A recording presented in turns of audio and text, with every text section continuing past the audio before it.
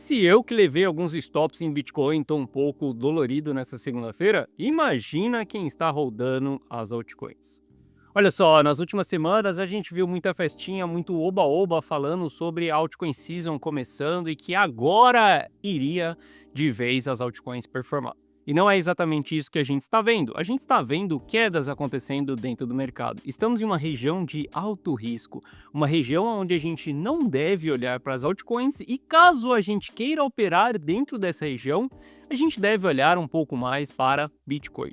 Vou te explicar exatamente como que está as minhas posições nesse momento, como que eu estou olhando para o mercado e como que é essa região de alto risco e como que nós devemos nos comportar dentro dessa região.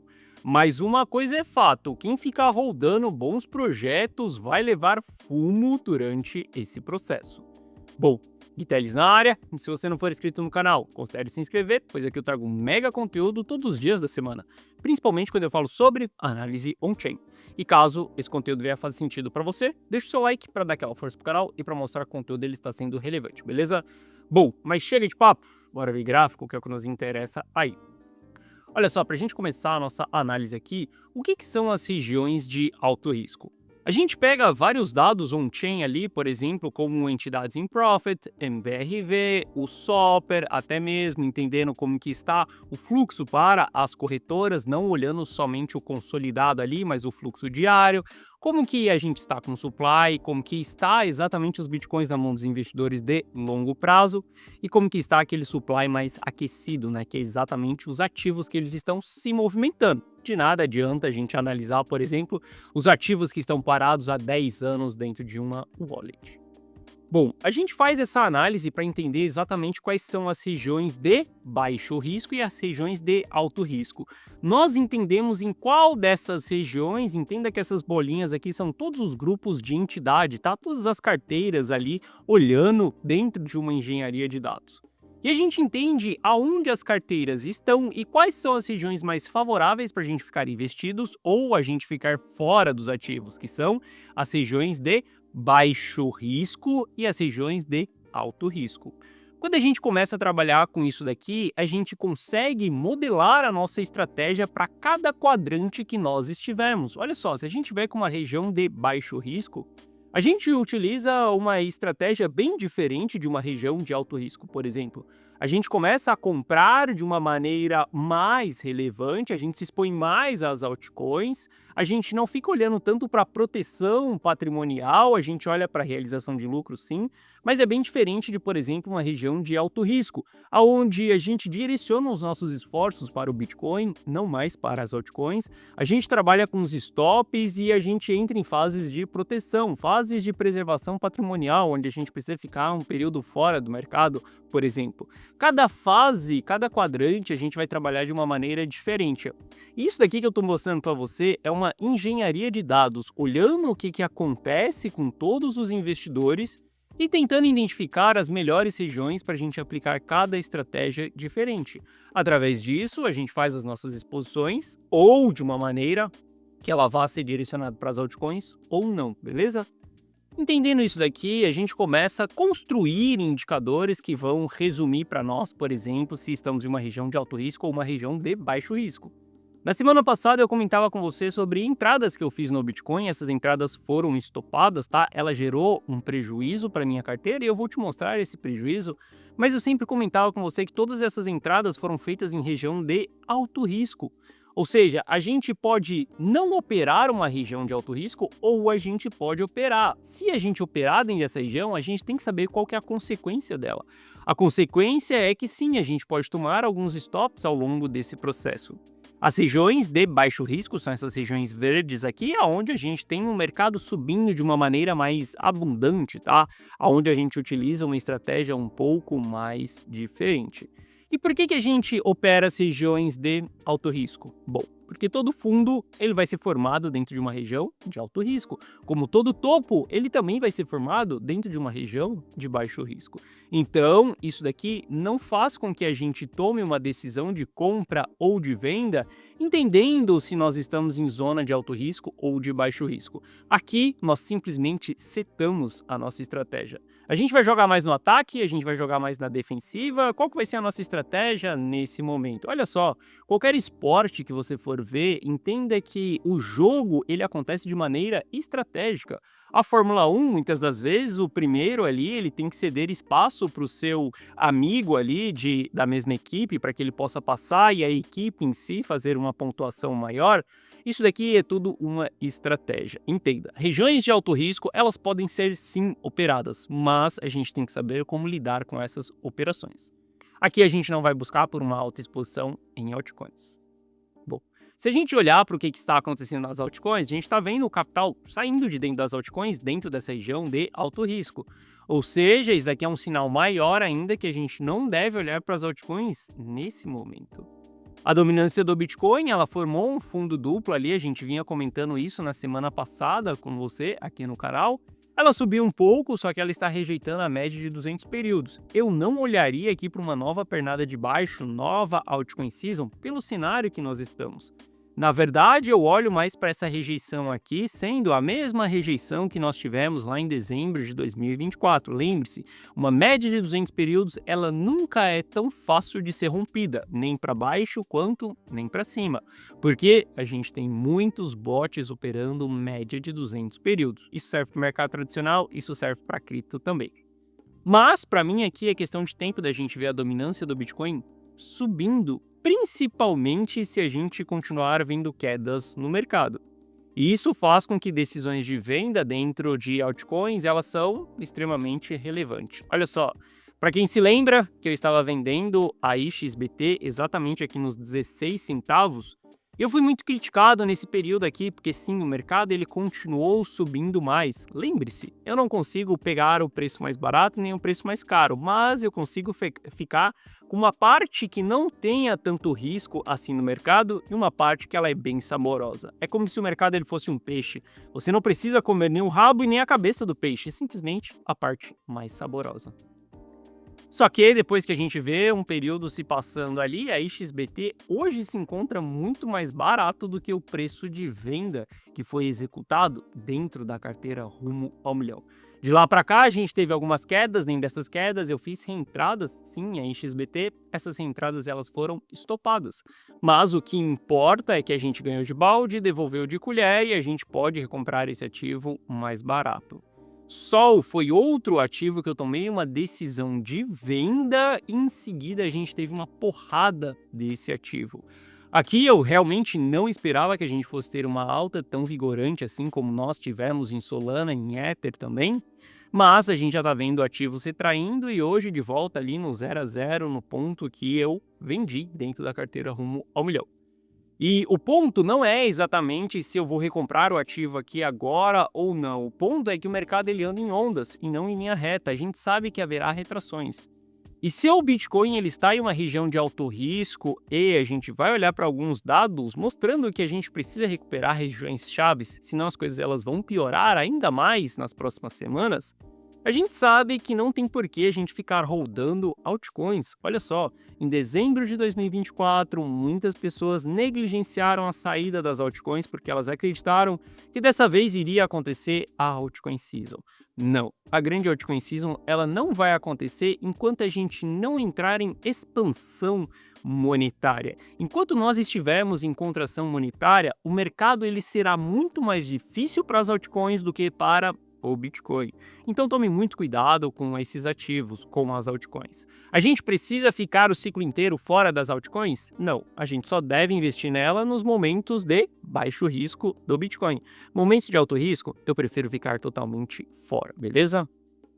Bom, para quem não acredita que as vendas de AXBT foi feita aqui em cima e as vendas de Solana ali também, aqui está um print dentro da carteira rumo ao milhão há 24 dias, a gente vendendo ali a AXBT em 16 centavos, tá? E a gente vendendo Solana ali em seguida em 164. Subiu?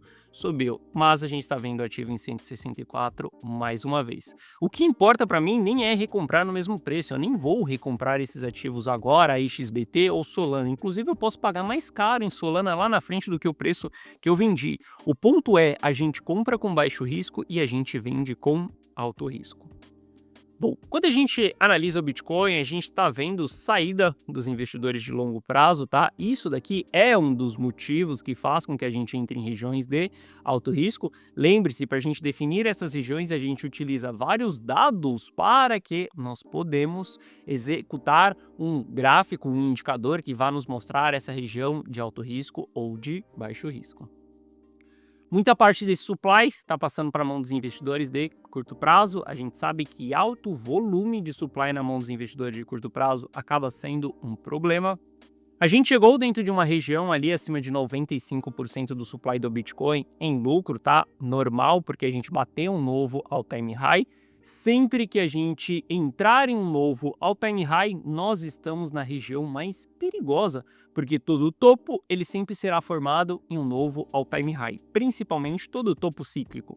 Só que infelizmente muitas pessoas chegam no mercado no rompimento do all-time high, porque essas pessoas acabam vendo nas manchetes, elas veem a subida que nós tivemos dos 15 mil dólares até os 100 mil dólares, elas acabam se animando, elas começam a buscar sobre Bitcoin, vão ver MicroStrategy, ou vão ver aquelas histórias de que você só precisa acumular 0,1 Bitcoin para que você chegue na sua liberdade financeira. Essas pessoas elas vão entrar dentro dessa região e tá tudo bem. Eu entrei dentro dessa região em 2018. Saiba que 90% das pessoas entrarão, descobrirão o ativo, o mercado, quando ele estiver em suas máximas. Isso é normal, porque se você tivesse conhecido o ativo antes, você não teria visto, por exemplo, ele na mídia e tudo isso, você não teria tido essa vontade toda de entrar no ativo quando a gente está em queda.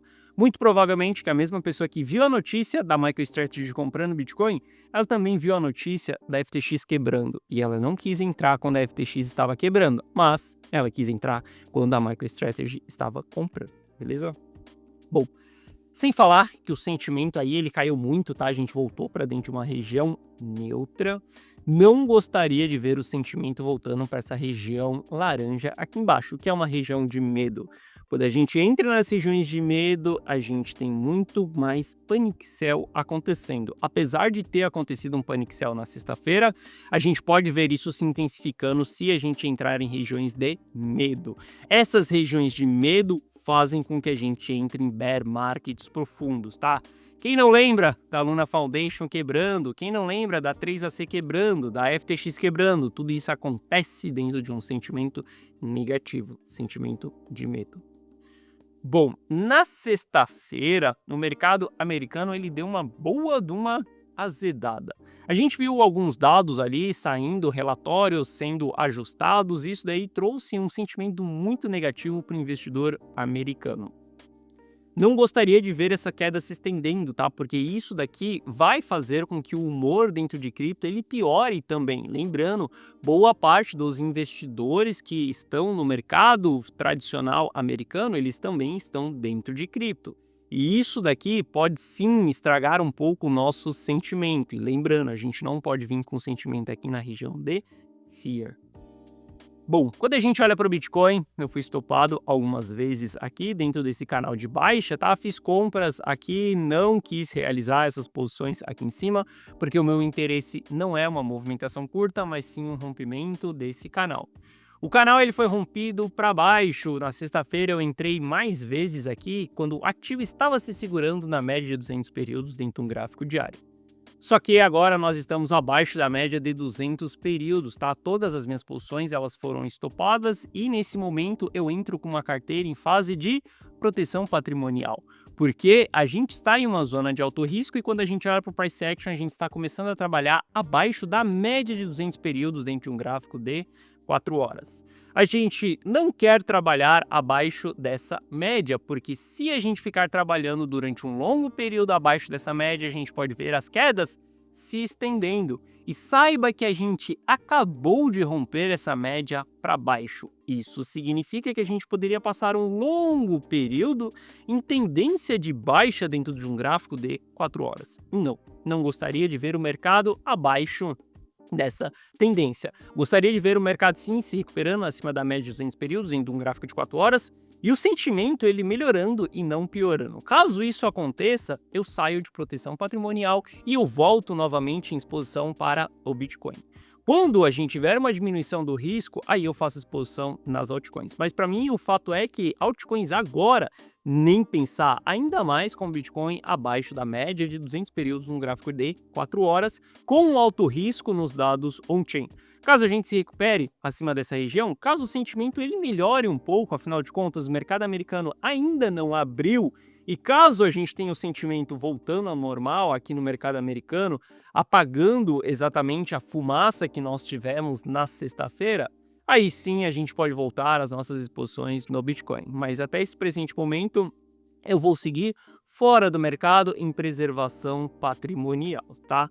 E saiba que os stops que eu tomei aqui nessas posições de Bitcoin machucaram e doeram bastante, né? Quando eu olho para a carteira rumo ao milhão, se a gente olhar para o patrimônio, a gente teve duas quedas aí bem significantes nos últimos dias, tá? Agora nós estamos em preservação patrimonial, ou seja, se o mercado cair daqui para frente, nós estamos com o patrimônio todo preservado.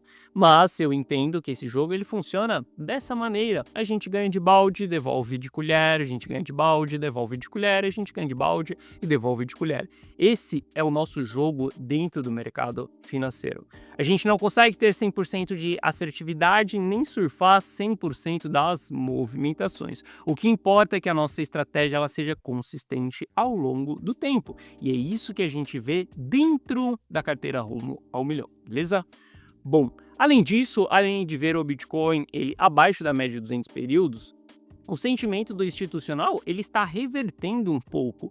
Veja que a gente tinha muito mais interesses em compras ali durante as quedas, nós tivemos várias compras acontecendo de institucionais, só que agora a gente está começando a ver muito interesse em vendas desses institucionais também. Caso a gente comece a se superar acima dessa região e esse interesse de venda dos institucionais ele saia, ou seja, isso daqui não é uma execução de ordem, mas sim um interesse dentro dessa região.